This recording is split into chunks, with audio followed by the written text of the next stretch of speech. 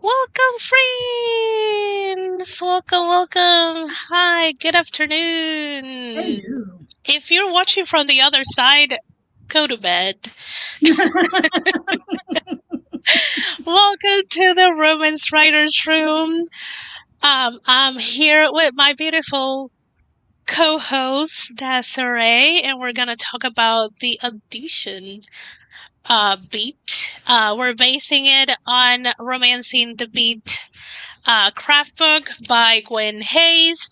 But if you follow the Save the Cat, it's the break into two. Like literally, this bait will push you to Act 2. Mhm. So keep that in mind.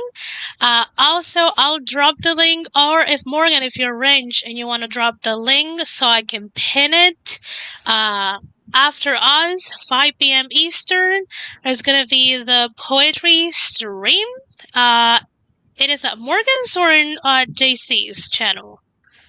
Oh, good question. I don't recall, but they're going to be reading some poetry, so check them out, please. And yeah, this. Hi. Let people know who you are, what you are for, and anything that you're having coming that you want to promote. Share with the world. Excuse me, friends. I have a red nose because I have an itchy allergy. But anyway, hi.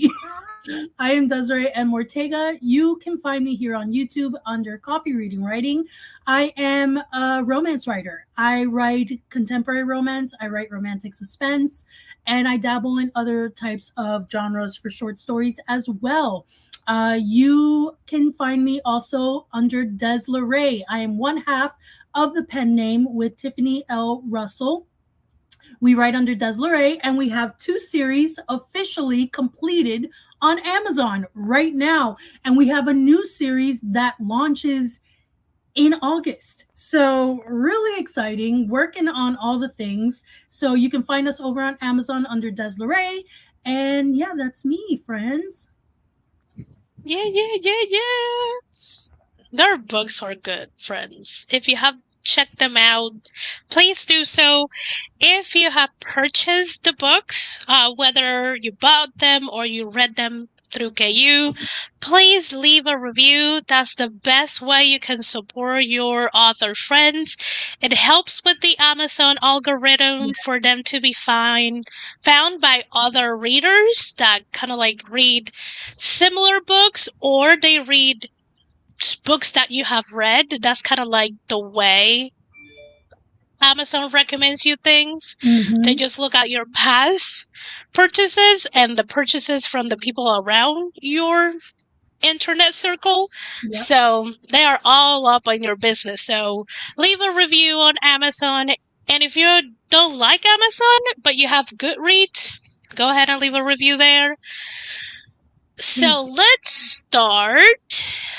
I made a nifty little presentation. So you have other things to see besides our wonderful faces. So welcome to the Romance Writers Room. We're going to talk about the Adhesion beat. Also, Felicia came pretty early saying hi. I hope you're doing well. Morgan is here, and I pinned the link to the top of the chat. It is on Morgan's channel. And actually, Tiffany's going through one of the books now. I love this. So, if this is Forget Something, please let us know Please. on chat. Also, the books are on BookBob.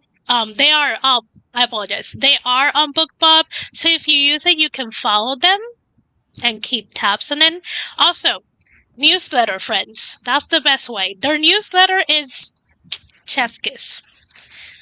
So let's go ahead and talk about what's the adhesion beat. So this is where the heroine and hero can't, I forgot the T, but Yes. can't walk away from each other. And here is what you introduce a lot of the plot, a lot of the tropes. I can Mhm. talk, friends. I can talk. Like, for example, marriage of convenience, hiding from the bad guys, fake dating, stranded in a snowstorm, the one bed, whatever you want. Like the main trope or the big tropes can be introduced here. Mhm. So this is I took it from *Romancing the Beat* by Gwen Hayes.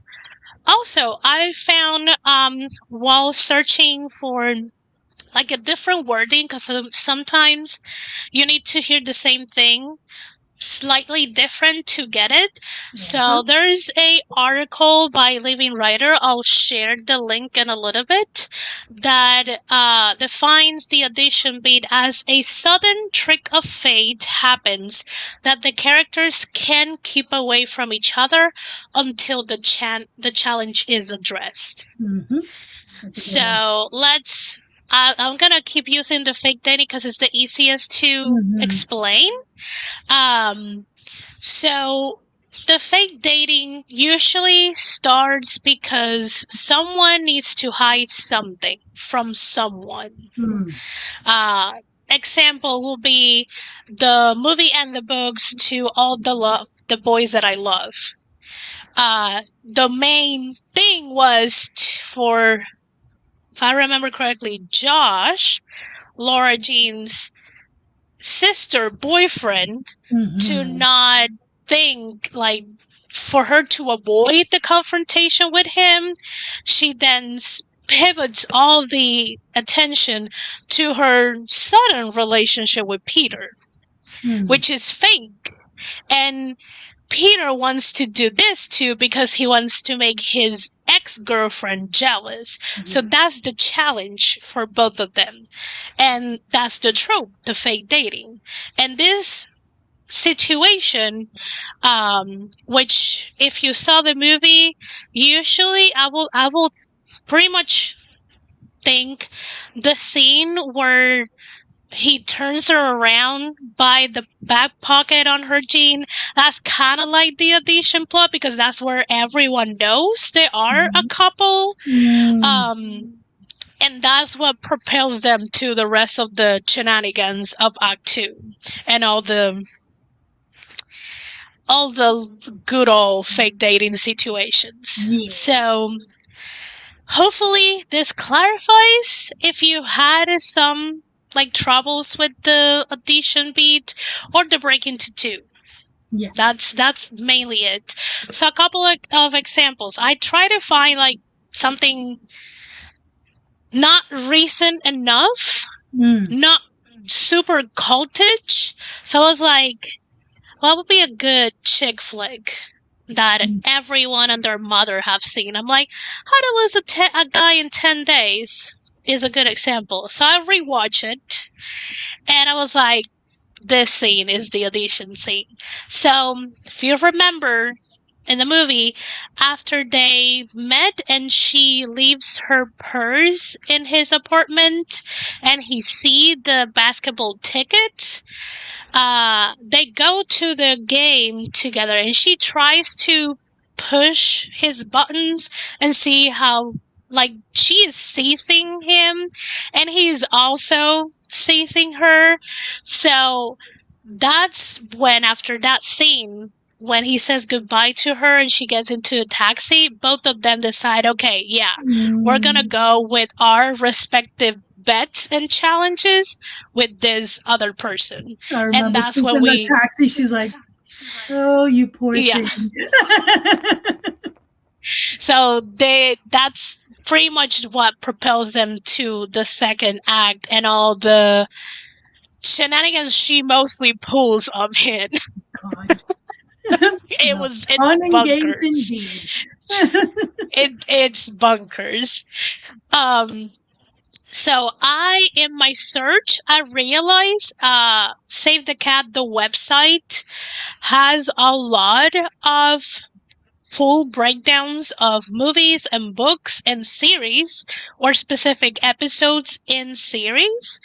And I saw that Love Hypothesis was one of them. And I'm like, this is a pretty well known book. Mhm. So I read it and I'm like, yeah, this is a good example. So the addition beat for this book is when they decide to go ahead with the fake dating situation because it suits both of their individual situations. So both of them have a challenge, and with the fake dating trope, they kind of like slightly tackle it, or with Adam's situation, he can get the funding that he needs by making his boss think that he now is like tied up to the place and to the university. Um, and if you don't know what exactly I'm referring to, read the book. It's pretty good. And now, if you want to read the entire Save the Cat Beat Sheet breakdown, I'll leave the link to that in a little bit too. And then I'm gonna stop talking. I feel like I'm running a marathon, and we're gonna go and talk about Destination of Desire, which is the first book, right? Of the business is the latest, the second one. Okay, the second book in the Business Lovers series. And this is hella fun because this is road trip force proximity trope. Friends. Yes. It's Take it away. Mason and Mackenzie, friends. If you have not met Mason and Mackenzie yet, that's something you might want to definitely check out. But in reference to the Adhesion beat, what happens we're not going to give everything away, but if you've read the book, but I'll give you kind of a little hey, I know that one, right? I think you know that one, Tiffany. So what we have is two coworkers, and the situation is that they have a very important meeting that they got assigned to do together. And at this point, there are no flights all of a sudden, and the flights are not going. The next flights available won't get them to their meeting on time. So one of them suggests, "Hey, we can road trip." The other, not so very, very hesitant about this road trip for many reasons. But, they don't want to be stuck in the car for many, many hours, over like 16 hours with this one person. But at the end, what happens? They agree, even if one is reluctant, to get on this road trip together. And hence, we are thrust into Act 2. This is the situation where now they are forced to be together. They can't get away from each other. And what happens next? Well, you're going to have to read to know what happens with Mackenzie and Mason. Yeah. But this is the really fun thing about the force proximity. You're actually forcing them not to be away of each other, which I think is brilliant. And you guys did such a good job. Thank you. And we love a little forced proximity. Add a road trip to the scenario where they're stuck in a car, and then they may or may not have to stay somewhere overnight because it's a long trip. You can't do it in one day. So there's the situations that happen. It's a lot of fun, friends. Definitely check out Destination of Desire, second book in the Business Lovers series. None of the books are cliffhangers. You can read them as standalones. So definitely the fun part is if you read them in order, you may see hints of other people, other characters you may have seen. So that's always fun to make those connections. Or if you want to make it more interesting, you can read it out of order and then try to piece it together in your head.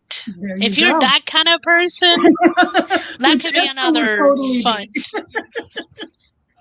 I am. Morgan, I have force proximity in my current whip. It is fun. It is fun. Because sometimes I think this is the one of the hard beats on a romance, how to make it believable that they can't, like they can't get away from each other. And when you literally force them in like a car or like a cabin, or like a really small hotel or a bed and breakfast, or like an island, things like that, they really can get away from each other. Like Mm. maybe they will get like 5 minutes away, Yeah, and that's a lot. but they're gonna keep bumping into each other, and that's where a lot of then, if you follow Save the Cat, the fun and the fun and games, that you can really now create all the tension and create all the scenarios that are forcing them together, especially if one character is reluctant about being constantly bumping into the other one or just fighting their natural attraction to the other person. There's so many things you could play with. Yeah, definitely. And then the other book, if you want to change, is Cafe Romance, which is in the Downtown in Love series. That is the third book. This one is striking a deal in the workplace. That's kind of cute, It's and fun. can, if you do it wrong, it can be kind of creepy and manipulative. But if you do it right, it's not totally like rivals to lover. It Mm. has a feel of rivalry because there's kind of like a truce involved when you strike a deal with your coworker, Mm. because there's a benefit for both of them that possibly you can do it on your own, but it wouldn't be the same, or you wouldn't reap as many benefits that you could get if you do it together. So I think doing this specific trope, you guys, it's pretty neat. And we really gave it a little bit of a twist because in this scenario, we have our, what we call our Viking. He's like Auburn Viking, tall, beautiful man. Our Wyatt, and he's a barista and manager of a downtown coffee house. And then we have Elise, who's actually a YouTuber. We don't call it a YouTuber, but she's basically a YouTuber who got like thrust into fame, like over 500,000 subscribers in 2 years. She's mid-sized fashion queen, so that is kind of her thing. But she gets this amazing opportunity from one of the most popular coffee chains, and it's this opportunity requires her to show up some skills. So who else to learn these skills from than the very own resident coffee shop barista manager, who for a year now they have flirted with each other, but they've never learned each other's names. They have purposely kept away from learning each other's names because the mystery of it is what they love about it, and they love the flirtation without like ruining the magic. So now they're going to be striking this deal together to work in close proximity as well for as the summer, pretty much.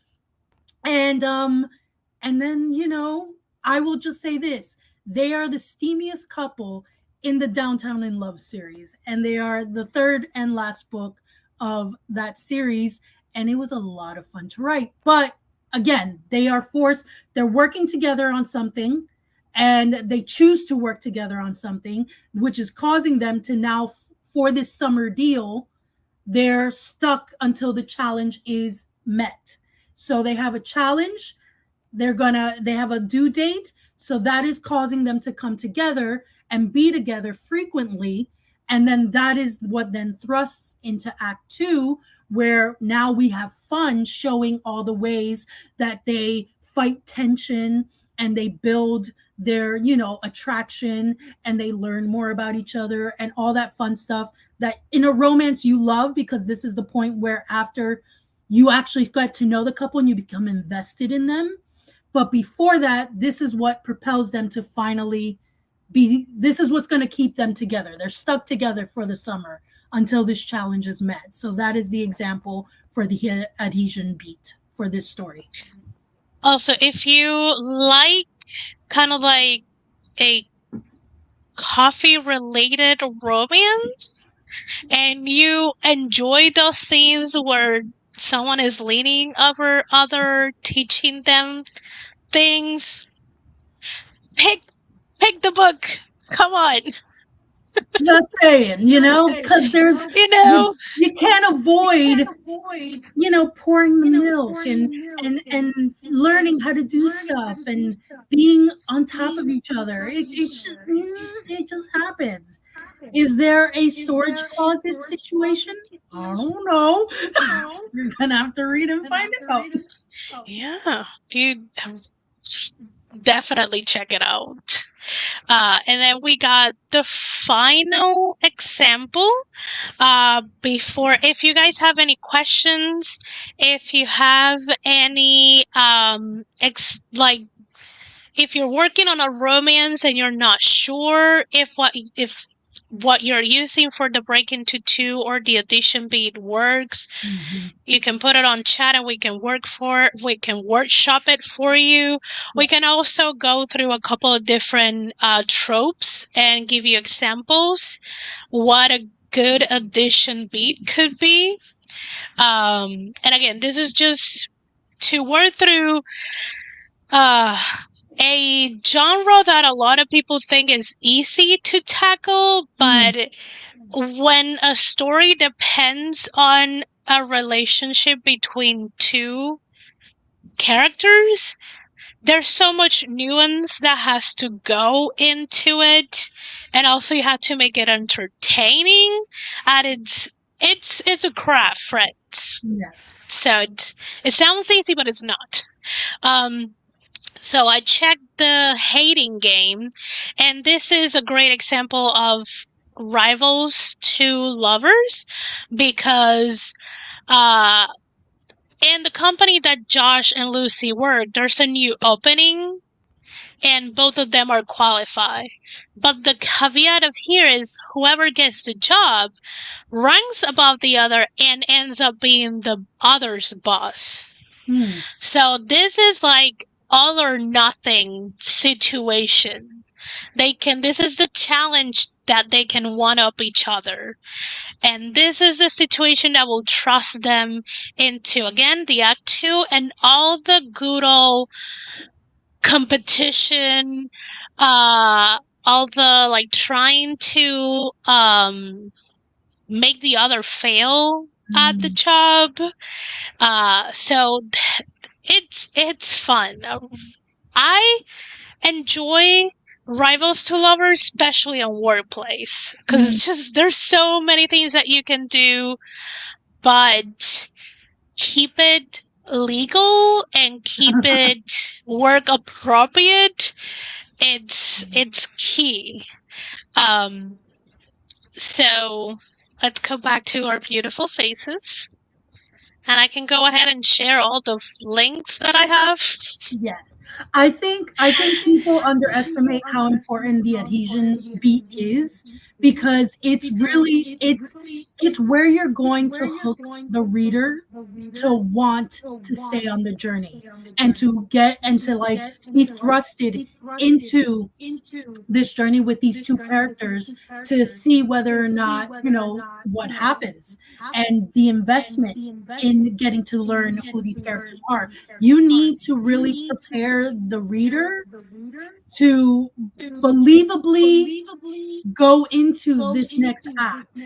And how you do it is very important on whether or not you're going to keep the reader interested.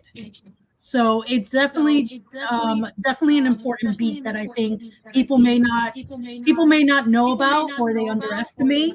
They don't put a lot of thought into. Um, but yeah, so I've been learning a lot about it too, and it's definitely important. It's a catalyst beat for sure. Yeah, it definitely really important. Let me check because I think we have. So Roel is very glad to join us live. She's listened to us while she cooks. Also, we got Eva coming in. She says her romance has a restaurant and they are stuck working together on renovations there. He cooks, she doesn't. That is a great combo. And yes, food is sexy. I agree. Um, it is also the one where one of us might have indulged in their coffee obsessions. I mean, we know. We know. she's drinking coffee as we talk about her. You will be surprised because one of us, who may not be the coffee addict, wrote a coffee addict character themselves, and I was pretty impressed. I'll just say, Nice. Also, we got a Diane. Hi, beautiful lady. Hope you're doing well. Um, Morgan shares that her audition beat is when Poppy moves into Colum's home and takes the job he has been working his whole life for, and he has to train her to prepare her for it. Yes, that is a good addition because there's really no way neither of them can get away from it. Like they can't walk away. yep. Um, Oh yeah. Probably me. Honestly, this time I think it might be me. Because I don't have a mic anymore, so it could be me. Because when you I mean, speak, you sound clearly. so I usually, I mean, that's why I try, but it's so hot today that I move the fan because usually the fan is the one that creates my echoes. Interesting. Because the fan it's on the side of the mic. Gotcha. And even if this mic does somewhat well with the noise canceling thing, it's still, I mean, it's darn hot. I only use. Don't sacrifice the heat. Yeah. Like, sometimes my mom calls me and I'm like, she like yells. She's like, why you don't listen to me? And I'm like, I have two, that it sounds like I have, like those, airplane propellers. That's how loud it sounds when I have both of my fans on, because I usually buy like big fans. It's ridiculous. Oh, I would. So when I was in Puerto Rico, I literally stayed in the only room with air conditioning. I wouldn't leave. I mean, granted, I was 15, but I was like, I didn't want to leave that room. I was like plastered to it. That's classic teen behavior. Yeah, while watching Disney Channel. I was just like, yeah, that's classic teen. So I'm thinking, so if someone is writing a enemies to lovers romance, what would you think will be like a general audition beat? I'm trying to like go through a list of tropes in my head. Sometimes I just go like completely blank. Oh yeah, all the time. My brain, when you put me on the spot, suddenly I forget everything I've ever learned. I'm trying to see if I can think of like an actual movie. Because I think for enemies to lovers, a good audition beat is when if they don't create a allyship or like a ceasefire kind of situation where both of them benefit. I think it's hard to, and this is like as blank stated as I can make it without like building a specific type of story. I think that's when it feels believable because both of them gain something from not trying to beat or kill each other. Yeah, because usually there's a bigger problem that occurs that affects both of their parties and camps and whatever. So it's kind of like, well, I'm going to have to work to fight away from whatever is happening. You're going to also have to fight. So you know what? We might have to do it together. I hate that idea, but if we're going to win for the greater good of things, then, like you said, a momentary allyship that's kind of like ceasefire. I don't want to do this, but this is not about just me anymore. So I will force myself to work with you just for the greater good of the bigger scenario that's happening situation. Yeah, or maybe sometimes they have to do it because they want to live. If they don't do it, they both gonna die. That's a big. So Yep. yeah, that's another big situation. So Oh no. oh no. Oh God, until 3 a.m. It was No. so quiet. No. So quiet. Oh, that probably felt like a horror movie. Yeah, Tiffany. Tiffany's here too. Oh. Yeah, Oh. Oh. it's too I much. feel you guys. I feel you. Eva says enemies to lovers will have a scene where MC doesn't see a redeeming quality that readers might. Like, I feel we see it coming first. Yes. Especially I with will. POV, like dual POV situation. Yeah, but do you think this is something readers will see at the beginning of the story or during the fun and games part? I think during the fun and games part.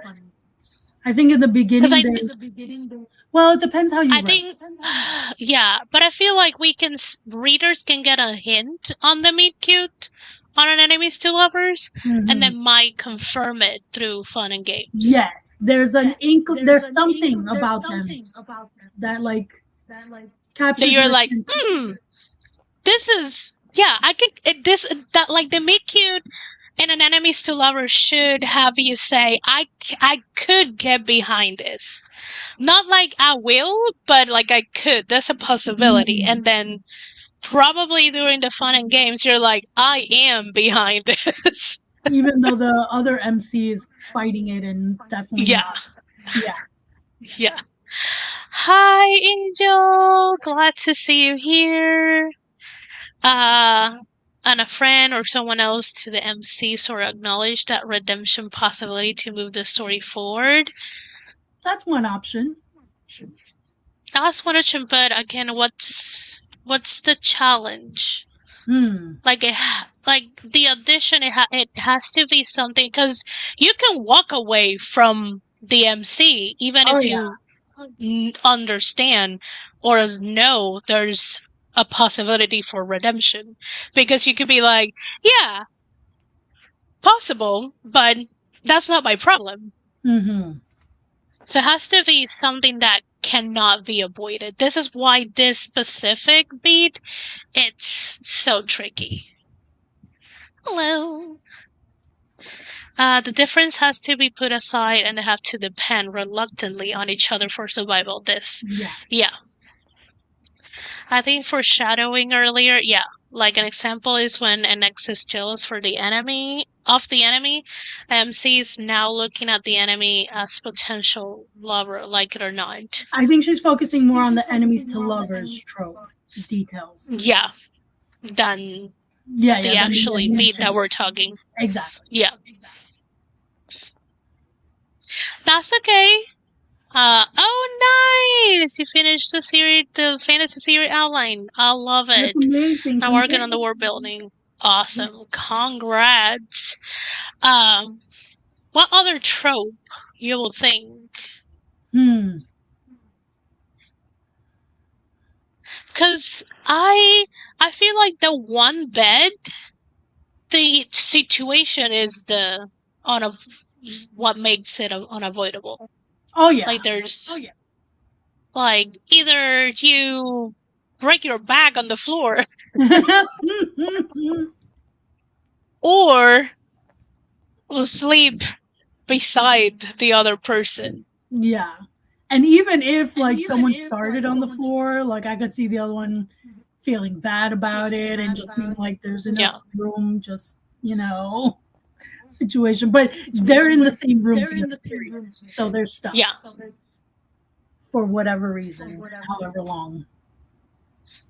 Yeah. Second chance. Second chance, there's so many ways that can go. There's so many ways. Something's forcing them to be together for whatever circumstance. Yeah. I am going to spoil because this is the book that I hopefully will be able to draft during November, but I don't know when it's gonna come out, and this is for a pen name. So how you will know this specific book with this specific name is mine by just this. But I think, especially if one of them has a kid and the kid Mm. adores the other one, as that makes a it just makes them unavoidable because the kid wants to spend time with the other person, and they will throw a fit if they can't. So it forces Mm. the single parent, to be around the other person to make their Mhm. kid happy. And another common one is a single parent, single dad situation and the nanny. And the nanny can be a 20 something year old. I'm not talking about like a kid nanny. I'm talking about like an Mhm. adult nanny who the kid falls in love with and is like, I want this person to be the one who's like here all the time. And now Yeah. they're suddenly thrust into a situation where they're forced to be around each other for Yeah. however. This is funny. This is why I think people should credit fan fiction writers more.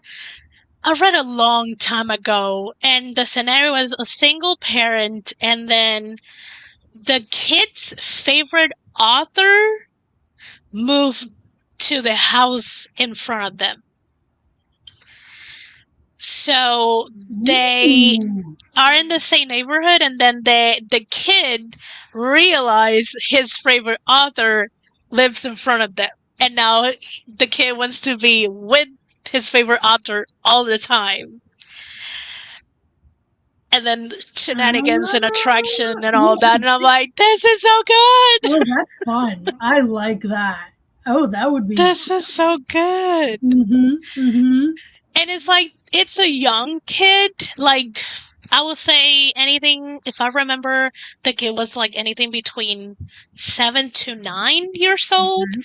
So they're small enough that a lot of the romantic and maybe sexual tension like goes above their head, but they are old enough to possibly get that they like each other.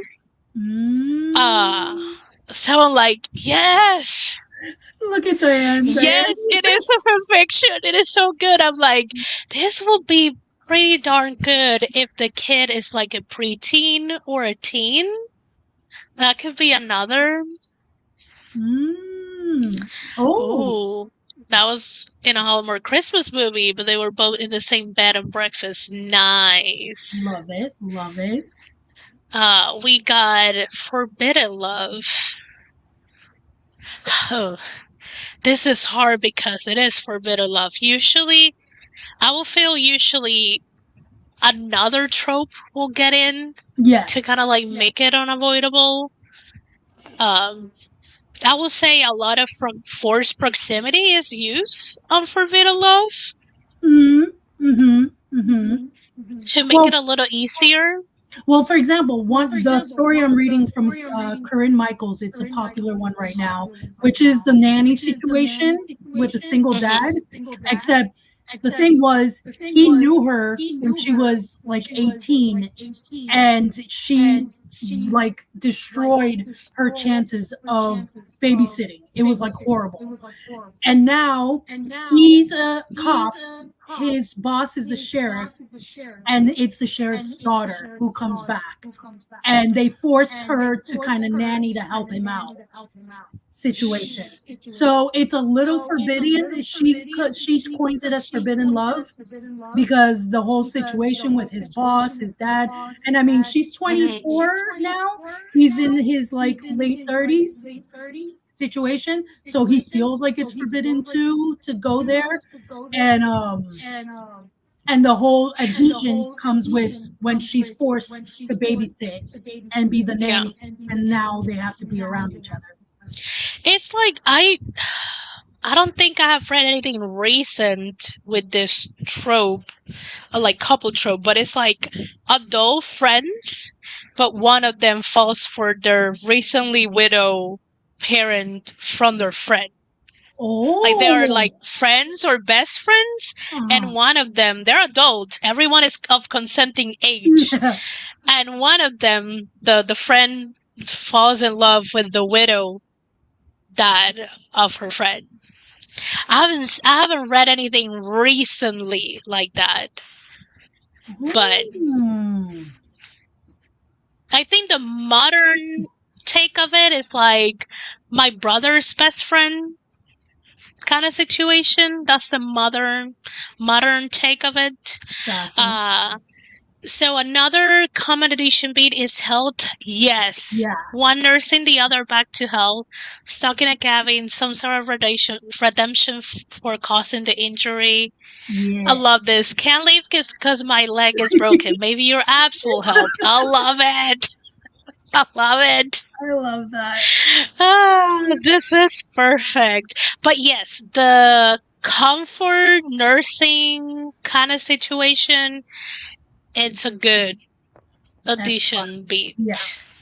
We Um, may have a series coming up where there is a physical therapist situation who is helping a Olympian recover rehabilitation situation. So that's kind of what that made me think of because yes, they are then forced to be to around each spend. other, to spend lots of times together, while stubbornly one of them works with the other to get them better. I mean, it. I'm not gonna say names, but this a book coming in like the upcoming new series, or is it the series after this Series upcoming one? after. Series after. So yeah, I have to word things because I'm like, now I know secrets. It's the one And after the upcoming series. We got you to the end oh, of the year, friends. yeah, and probably before the year ends, they might have enough to have you to summer next year. You never know. Actually, I won't go into it, but there is a meaning for that. But we'll leave, not leave it, leave it at there. Let me tease the people for you. la la la la la. Love triangle. Ooh. Mm. Ooh, ooh, ooh, ooh. All right, let's So, go with Twilight. Everyone knows so Twilight. I feel love triangles. It's just I don't enjoy this Oh no, I'm not a fan of love. beat, I'm so not. I don't read it enough that I can come up with a scenario for that specific beat very quickly. Well, for example, part two of Twilight Mm, with the third triangle character. When Edward leaves her and she's all alone, and her father pretty much thrusts Jacob into her life to be a friend, and they kind of like from there on spend the summer or fall or whatever the frick season it is together, and that's where things start happening and grow and whatever. But after everything, her dramatic depression and all that happens, and then she's thrust into this spend time with Jacob as a friend scenario. That's kind of the adhesion beat for that part. I mean, it's hard yeah. because this is not a love triangle in a one book series. It's a 4 book series situation, so it's hard to pinpoint one overall adhesion. But for if you break down for each book separately, for example, the second book, that would be the adhesion. Yeah. Um. Hmm. It's probably for me. It's like love triangles. The way that they can keep living is pretty much the two competing characters. Mm-hmm. They are a different size of the same coin. So Mm. Mm-hmm. they are the type. Each one is the main female or main character because this Yeah. could be in any like they could be in a queer book or in a heterosexual book.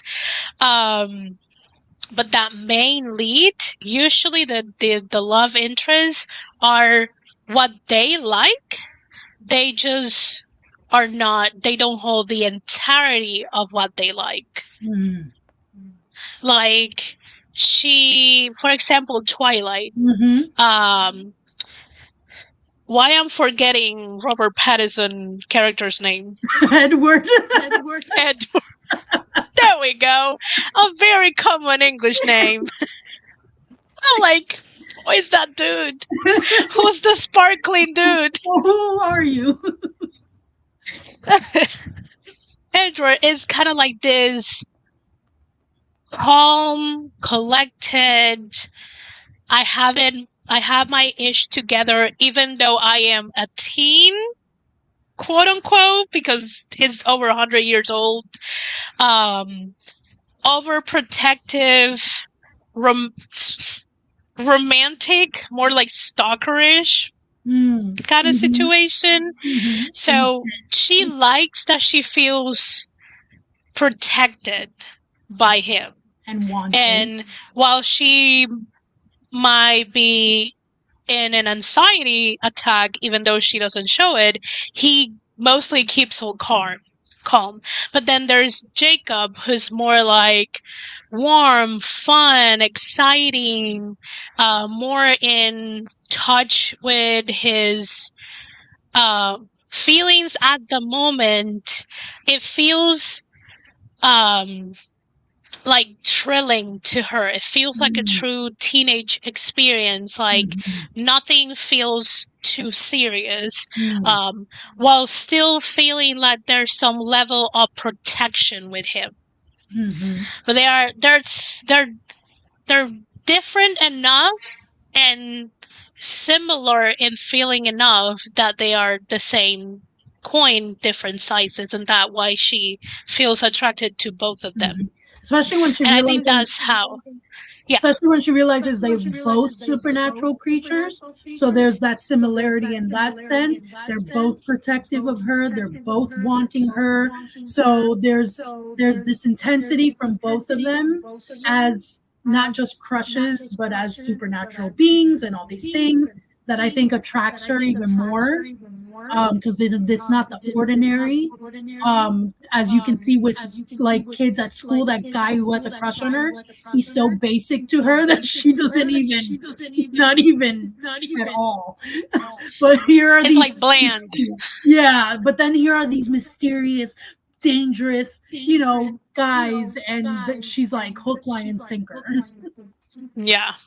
Yeah. So I think for love triangles, they have to contain things that the main character likes, Mm. but they cannot like Edward cannot be exciting like Jacob is, and Jacob cannot be too calm or collected like Edward is, because then one of them will have it all, and the choice will be a lot easier.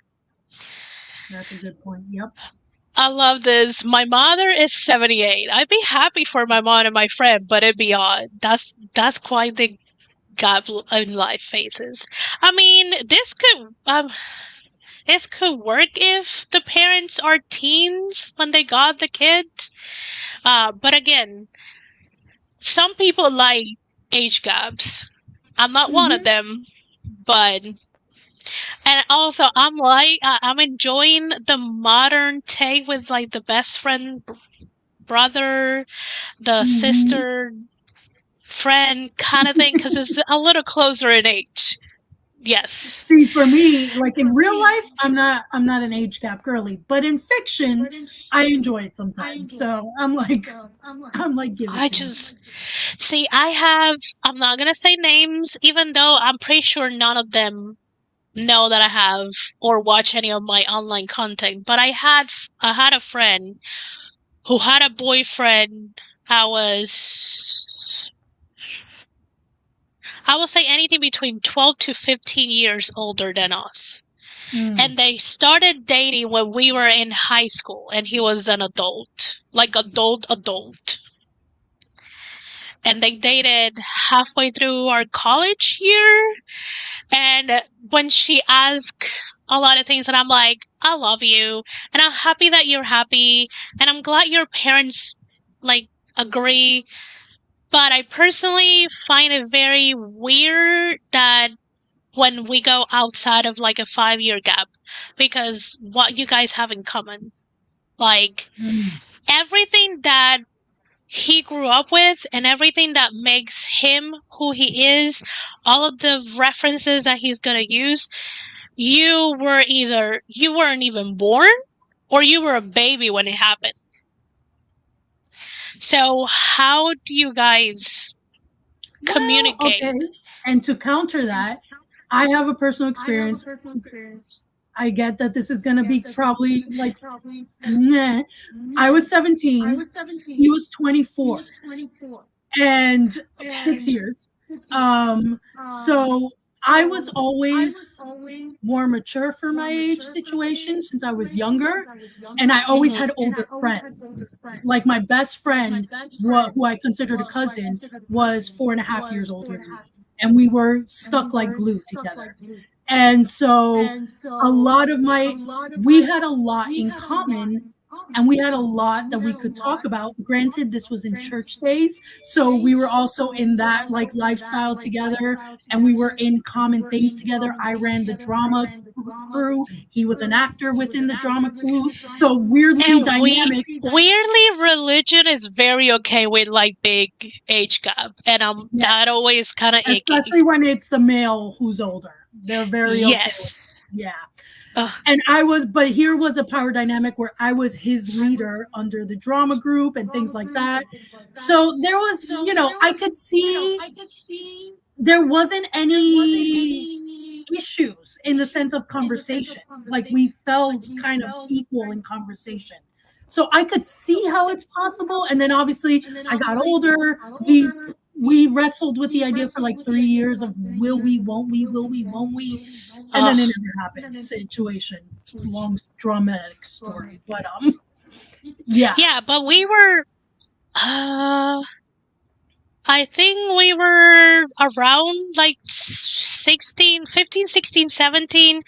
He was over 30. Oh. It was like a Ooh, big age gap. that's a big one. That's a big one. So again, I That was is like, very I'm happy. mentality, like very life Yeah, different. they're very different. Yeah, Like, yeah, I could see like, it.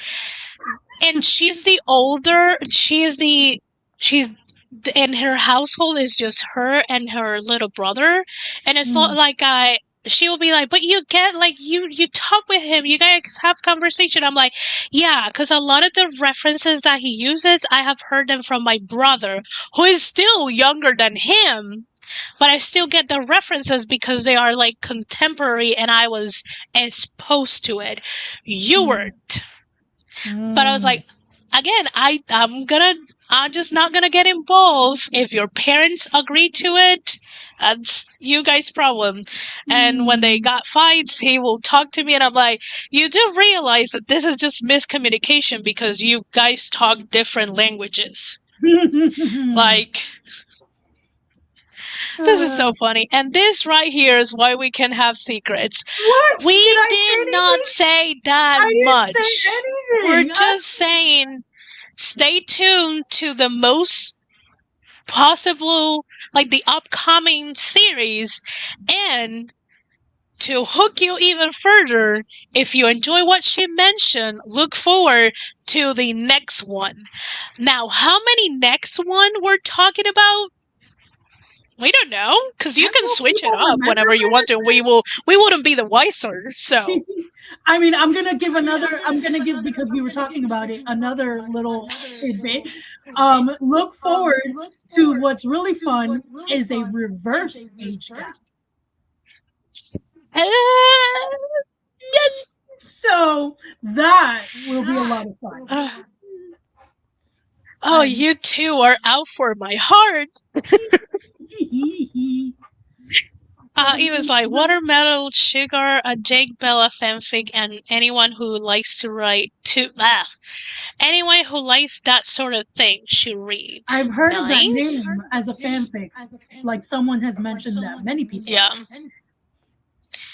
I'm gonna get in a little bit into the Renee and Tiffany conversation. I'm just gonna go through the comments still within the Yes. beat.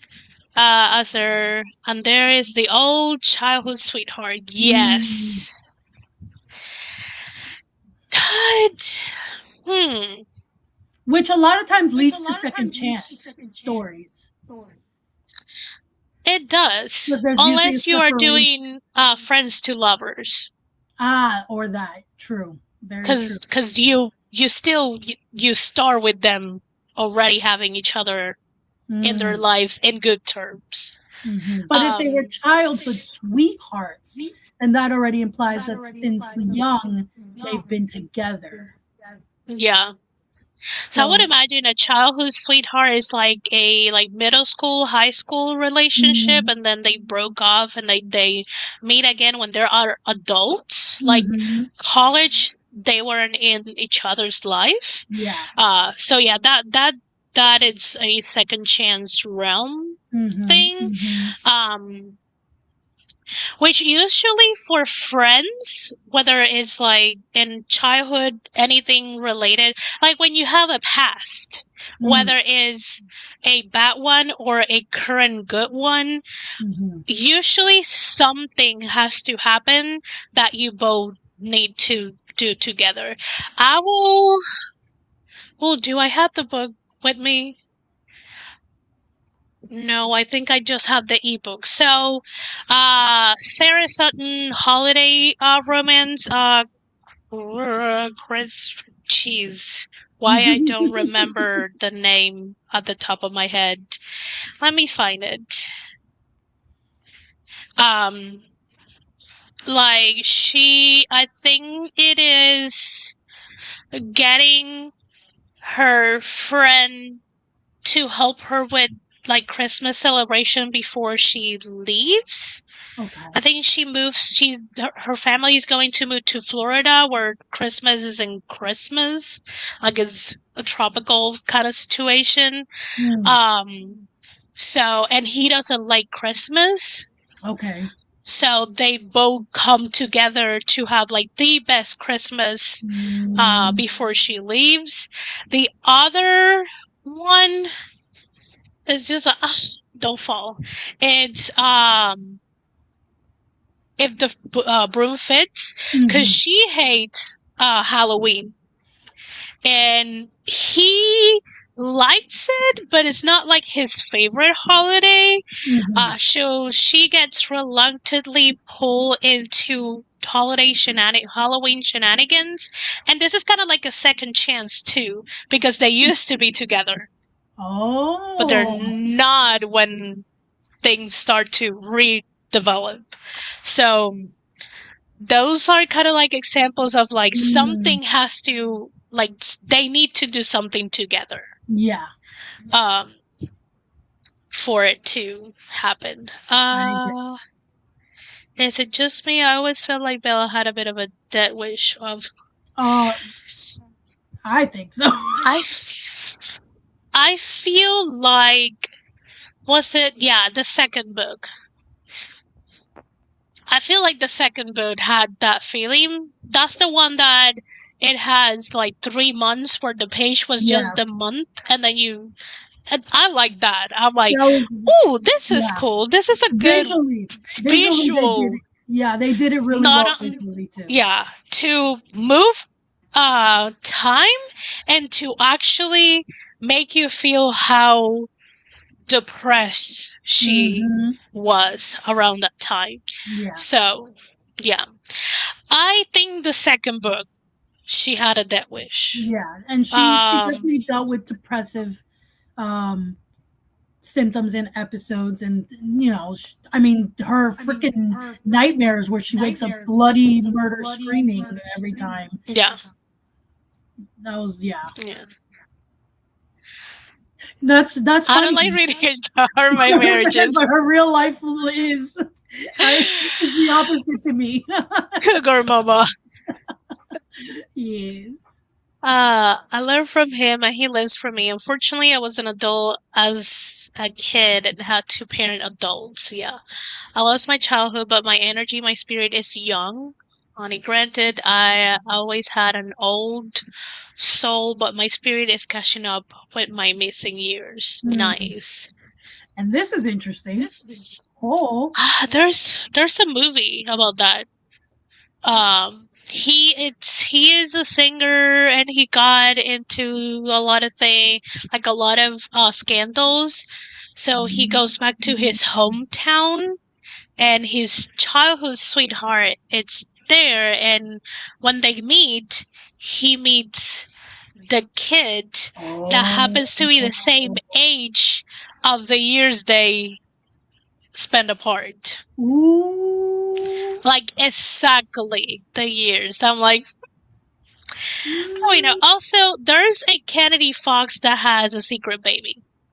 Oh, Trope. yeah, There's there's a there's a lot. couple. There's a lot of the secret baby tropes, period. But Yeah. the childhood sweetheart specifically, that's interesting. Yeah. Uh, I mean, if you want a body read, let me know. Yes, Christmas as we know it. Ah, Thank you. okay. Yeah. Thank you, thank you. So let me go to, since we still have time, Mm-hmm. Renee has a question for our favorite duo writers. Des, do you guys outline, or I imagine it says that you guys outline one book at a time or a whole series before starting to write? I love what I'm hearing though, all the juicy stuff. And Mm. then Tiv says we have done both, but for the most part, the basic of the series and how they go together, and then each book individually.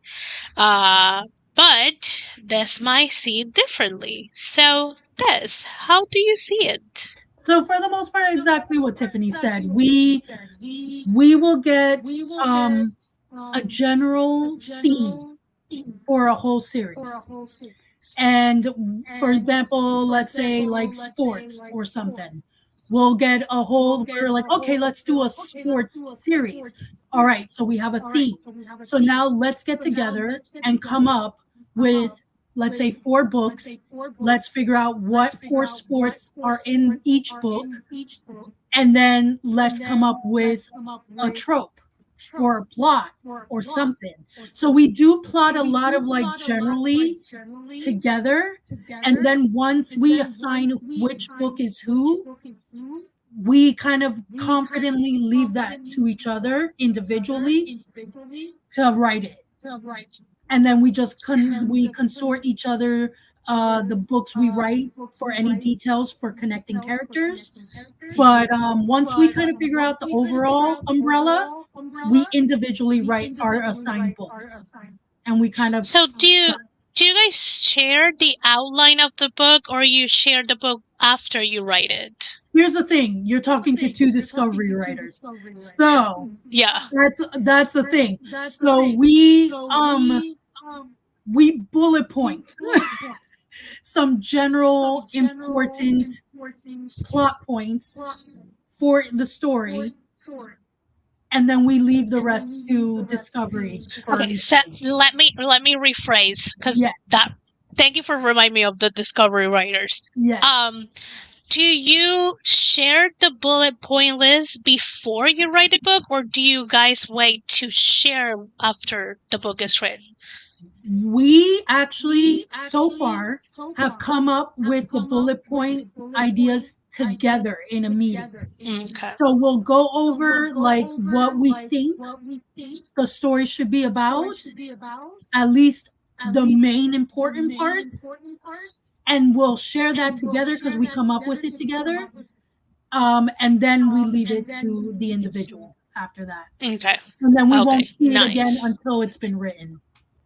Nice. So you still give each other wiggle room to explore. Yes, we definitely do. We give, and we, yes, it is very much done on notion. So funny. But yeah, then after we really trust each other to kind of create the story, the details of it, and all that. And if we have questions, we'll sometimes like text each other a question like, do you think this or do you think that? Or I can't come up with this. And then the rest we kind of just, again, we trust each other to just, and it's been working really well because we have the same style of writing, so it Yeah. really blends well together. Yeah. Diana asks, do you have any writing rituals? If so, what are they? I mean, As I think we individual do. Yeah. We or need together? clarification. I mean, yeah, clarification. Because mostly we see Des writing during her Twitch.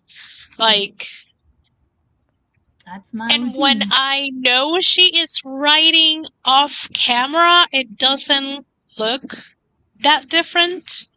Just maybe a little more cozy because no one needs to be looking at her, so she doesn't feel she needs to be presentable. Like Um, this is only for also, you. if you're backstage, we keep telling her you don't need to be presentable too. It's ingrained in me by my mother. I know, It's I no know. way. But even though I have done backstage with Tiv, I don't know if I have pinpoint kind of like her Mm. ritual Well, Tiff move to will write. go Avatar a lot when she's really kind of Yeah, like in her zone. So we don't see physically a lot of like when she's in her zone. She kind of just goes incognito. yeah. But I would imagine it's similar to almost every writer. You're just Mm. comfortable. You have your like little corner where you write the best. That might not be the most aesthetic. If you're into smells, you're probably going to light up a candle. Mm. You're probably going to have something to drink. If you're Tiv, you're probably going to have something to snack on. So as individual, she says. Okay. So at least for me, I like what Esther said. For the most part, you kind of see it when I'm on Twitch. This is my space. This is my computer. I'm usually typing on this computer instead of using it as a streaming device. And I have my gorgeous keyboard that someone gifted me. And I always have coffee. I actually have a clip of my workspace yesterday in the living room, and I had coffee, Snapple, Perrier, and a bottle of water on the desk. So I definitely have drinks galore. And I ran out of candles, but if I've had more candles, I would definitely light a candle, and then usually find something in the background, music, or sometimes even just watching someone do something. If it's a vlog that I care about, but I don't need to watch intently, but I need some type of background life going on because I can't just be in silence all the time. Sometimes, but rarely.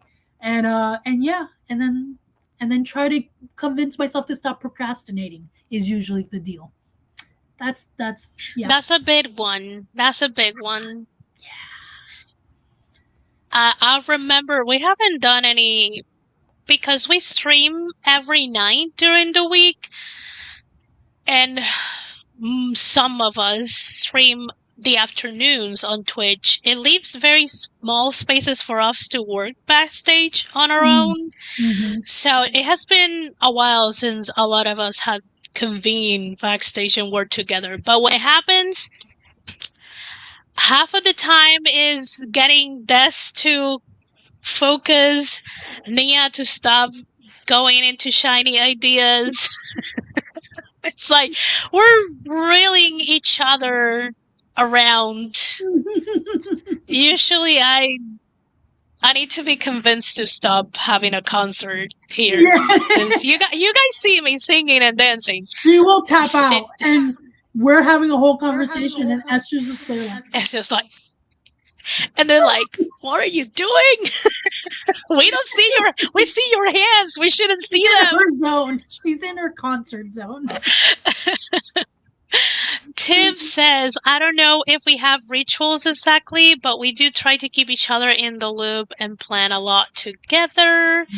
And then, Tiff says, I do like to light candles. I actually don't snack as much when I'm writing. I love having music or stream on and my Notion open to keep on track. Nice. I know this got answered by Tiff, but Teal Mm, asks how long your books are. And where is the answer? Here it is. Roughly between 15 to 18K. It is under 2 hours. yeah, Was so it far. 2 hours or 90? 90 Okay, two minute, hour. the 90-minute short reads category so far. So they are within the hour and a half to 2 hour long fiction, like Yes. something that you can sit and read front to back in one sitting. Mm-hmm. Um, We want to know. we won. What strength does Des bring to you, Tiff? What strength does Tiff bring to you, Des? Oh, That's sorry, this that's is a becoming a Desloy Q&A. I don't mind. Oh man, Tiff is actually really amazing at coming up with ideas. Like she constantly is firing, like you have to give me something and then I can develop it. But she literally will give you 5 to 10 different ideas immediately. She's like, ooh, this can happen. Or what if this character and this character do this and this and this? Or what if in this story she is amazing at that? Like she's a constant well of ideas. And it takes me a lot longer to come up with ideas like that. But once you give me something to work with, then I can develop it.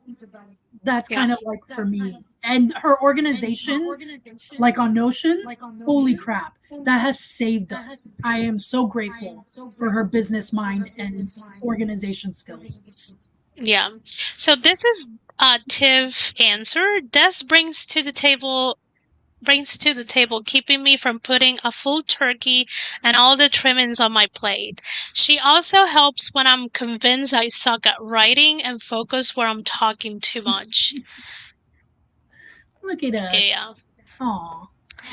Which is all the time. And probably this is why you can spit out so many ideas. Yeah, Because which you it's a you gift. probably start talking and you get going and something leads to another thing and leads to another thing and leads to another thing. If you leave Tiffany and Nia and Laura without any supervision, give them 4 hours and each one could give you easily more than 20 books ideas. Yes. Easily. Without instantly. As it Yeah. is, everything that we have come up with for us, Tiffany has doubled for herself. So she's a busy bean. Yeah, definitely. I lost what I was going to share and say, whatever. If I lost it, it's not important. One last call if you guys have don't know where the adhesion beat is in your story, let us know and we can help Yeah. with that. But again, if you don't fully understand it yet, or know if you even have it within your romance, again, whether it's a romance subplot or an actual romance genre fiction, let us know. Yeah. This is and also let me actually make a poll on the YouTubes for August. Nice. Let's see what beat we can. I'm gonna give you guys a couple of choices and then you can tell me. And you can always contact us after the live as well. So feel That's free true. if it comes to you later and you're like, oh, yeah, I don't know if I have the adhesion beat set or down. Yes. Let us know and we'd be happy to help somehow. That is funny. What's an adhesion beat? I already got out of the We explained in the presentation. beginning, yeah, in the presentation in the beginning, but for the most part, Yeah. it's the break into Act Two, where the hero one and hero two are forced to be together for some reason. Oh, he is listening while gaming. That's awesome. Yeah. So there's a sudden trick of fate that happens, making the characters forced to be around each other until something finishes, until a certain point, etc. Yeah, the Yeah. beginning we had a whole presentation and everything too. Also, this is where you're gonna introduce your main tropes. Yes. Because in most fiction, genre fiction, tropes can help you drive. Because usually tropes help you do the promise of the premise. Hmm. And if you don't know what that is, let's say you are writing a fantasy with dragons. Dragons and the magic system is your promise of the premise. That's the cool thing people come to initially to read your book. In a romance, the trope is the promise of the premise. That's the initial attraction for a reader to read the book. Yes. And that's usually what you will develop in the fun and game beats. Hmm. Please say it. This is for you. Oh Speaking of God. Notion, we should talk. Notion is not my friend. Have you seen Tiffany's videos? Also, you can check her Ko-fi. I'm pretty sure she still have Notion coaching calls commission. I believe I mean, she I don't know did. how she phrased them, but it's similar to that. I mean, honestly, Diane, I get it. Because if it wasn't that Yeah. I had Tiffany there doing the majority of it, I mean, she will just bust out a full template and be like, "Look what I did for our organization." So I wouldn't be able to do it myself. So I kind of get it. I'm grateful that she does it for us because it's very useful and it helps keep us on track. I literally have 3 Notion tabs open right now on my computer. I left the building with Sarah's videos. Yeah, Sarah's looks so attractive, but to know how to create it is daunting because she like Yeah. it's watching someone do something in advanced mode, but you're literally stuck in the blank page, and it's very intimidating to try to figure it all out. Yeah. It's I did really enjoy the video, but it's not beginners No, friendly. because she already has it laid out. So she's Yeah. just showing you for the most part what she already has on there. For a beginner, you need to know how she even got anything, even like a bolded line of text. Okay, friends, we have a poll just now. What should be our August team topic? And I click on, I didn't meant to choose, but whatever. You got 3 choices. The No Way beat, and if you choose, if that's the one chosen, we will cover the both No Way beats because there's 2. And if the other options are inkling this could work, and then maybe this will work. They sound similar, but they're not. So I thought, I'm like, maybe this could be confusing, so this could be a good chance. And is this again from the romancing the beat, so people know? Yeah. Okay. Yeah. And when we talk, I'll try to, if you use Save the Cat, I will try to find the comparable beats. Which at this point, pretty much the Inkling and the Maybe are both in the fun and games. Can you give like the smallest little description of what each B is for people Yeah. who may not know, so they don't know Yeah. what to say? So the no way is the reason why a relationship between the two characters cannot happen. Like whatever, and each character has to have a reason that there's no way I could fall in love. That's the no way. Perfect. And then the inkling, oh, where is it? The inkling is where you start poking at their no ways. And it's like, maybe not maybe this it's gonna be like, in another timeline this could work. In another life this could work. That's the inkling. You're gonna start nudging at their no ways and make them like tilt their head and be like, huh, maybe or not. And then the maybe, it's pretty much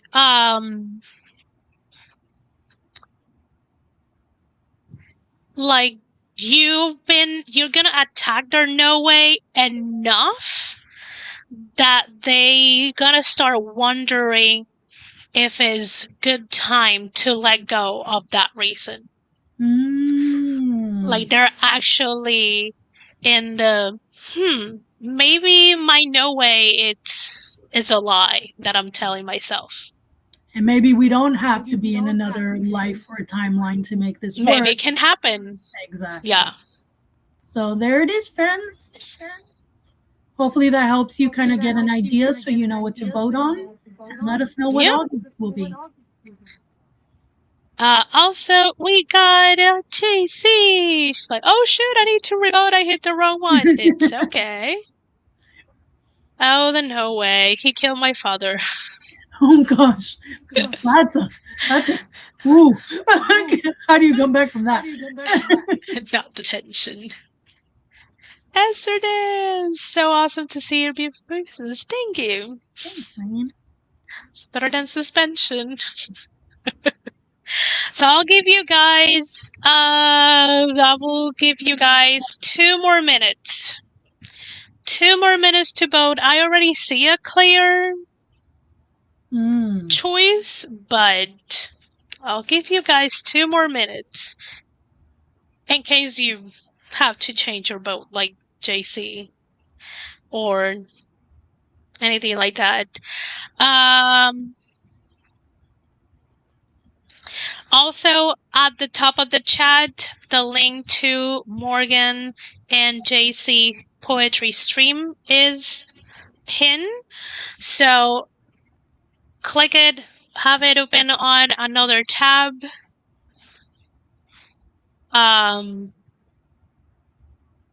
What else? Ooh, I don't have. Can you send me you guys newsletter sign up link so we can drop it? Because you guys don't want to miss out on the next series. And if you are Facebook users, they have a awesome Facebook group that you should join. In the private chat. There we go. Here we go. Here we go. Copy a link. That link not only gets you the newsletter access, but if you haven't gotten the 2 free books in both the Downtown in Love and Business Lovers series, you guys can get them still for free. Yes. Oh, yes, this too. Oh. I missed the last one they did, but I catch up part of it on replay. It's pretty fun. It is. It was a good time. It was a good time. You guys are very welcome. If we give you better ideas for the addition beat, we're more than happy to do that. Also, I'm just choosing the beats that are confusing. Like, we might do a topic about the midpoint, but midpoints are pretty self-explanatory, especially in romance. Like, that's when they kiss, or that's when they are intimate for the first time. It's pretty self-explanatory. It has to turn things around, and it's not will they one day something happens. Definitely. And then you break it all down again. Pretty much. Tear it apart. Yeah, it is at the top of the hour, 4 Central, 5 Eastern. So by the time we end, it's going to be in 30 minutes, roughly. Yep.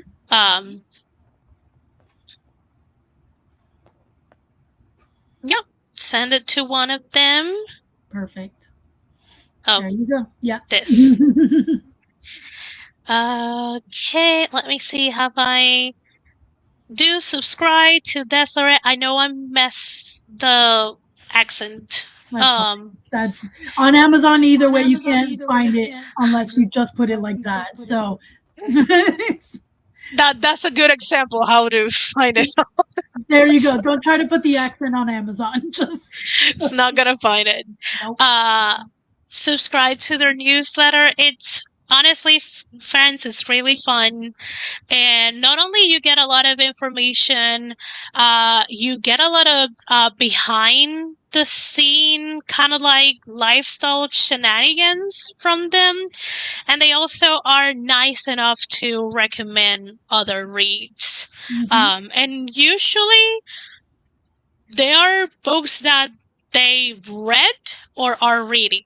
So they're not blindly recommending you things. And we're trying to keep it within the same genre as well. So if you like us, then you should like them, and vice versa. So yes. Yes.